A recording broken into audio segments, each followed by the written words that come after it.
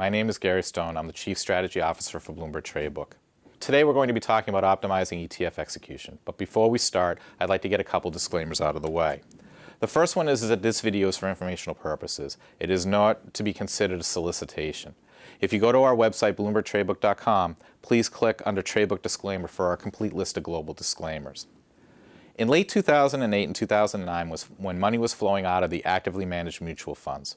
We started to ask ourselves the question, what would happen when money actually started flowing back in? What will the investment strategies actually be? Portfolio trading algorithms certainly would be a component that we identified. But what we also thought would be that ETFs would play a significant role. And in that, we believe that one of the investment strategies that may be employed is that investment managers would take a core position in ETFs and then trade around that position with specific stock picks.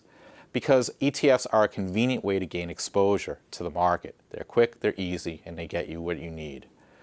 So one of the things that we did was we got our quants in this world to start asking the question, is an ETF fundamentally the same or different than a common stock? Do they trade differently? How do you optimize the execution? What are the macro and the micro structure issues that surround them?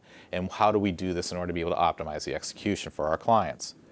And while many ETFs, such as the SPDRs, the Global iShares, are marketed as a basket of securities that trade as a single stock, we really were concerned that there were going to be fundamental differences between the two, and therefore we had to change what our algorithms and how we responded to ETFs in order to be able to optimally execute them.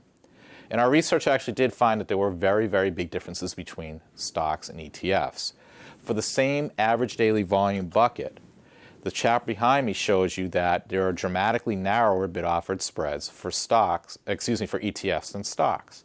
So if you use an ADV of 200,000 or less, what you'll find is that the BBO spread between the best bid and best offer was about 20 basis points for an ETF. And that is about half of the size of the spread for a stock. And you can see that basically when you increase the ADV buckets, that seems to be replicated no matter what ADV bucket you take. The second thing we found is that the BBO is deeper on ETFs than for stocks. And this is especially the case in the most liquid stocks. For example, the stock with an ADV of 1 million or more. The ETF BBO has about 13,000 to 14,000 shares more than the stock with the same ADV. The last thing we found when we started looking at execution is that if you look at the relative impact of ETFs, orders by and you look at the ADV bucket, again, the execution impact of an ETF is lower than it is for stock orders. In other words, stocks have more impact than ETFs.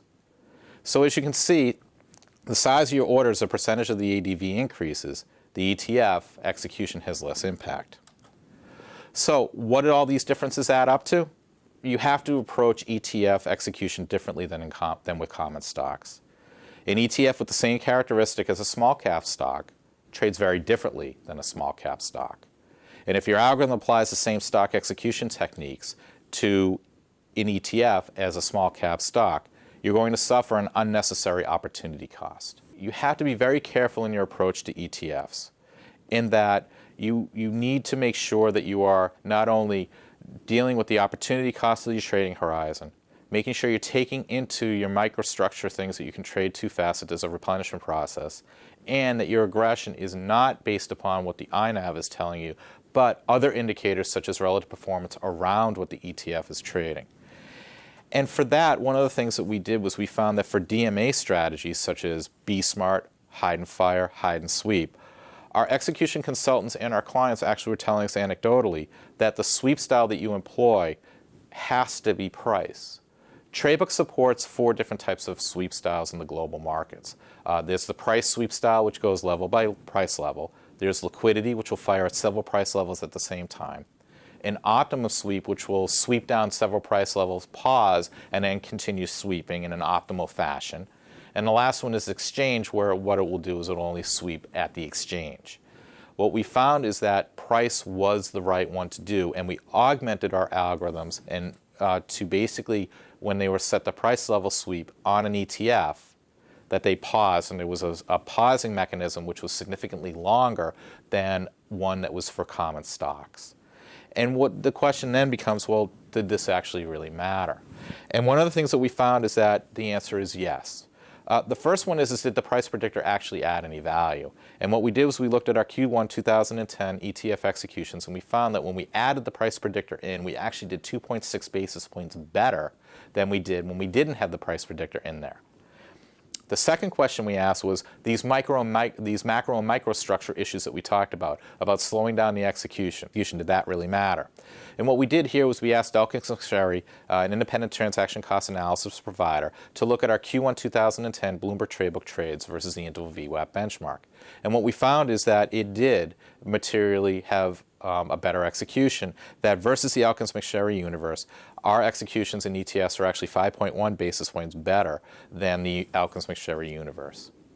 So the bottom line is that ETFs of a given liquidity trade in a very different manner than the equivalent stocks. In that, regrettably, the vast majority of execution algorithms do precisely that by naively always assuming that the ADV of the ETF trades the same way as an ADV of a common stock. And this clearly isn't the case. So Tradebook solutions that we put in place with our benchmark algorithms and our DMA algorithms apply to ETFs. We automatically put them into play. And these are some of the things that no matter what ETF you use, no matter what asset class the ETF has its underlying constituents, we automatically apply these techniques for you. For more information about ETFs, how we trade them, and some of the things that go into our price predictor model, please feel free to reach out to our execution consultants on our trading desk. Thank you very much. Thank you for joining me today.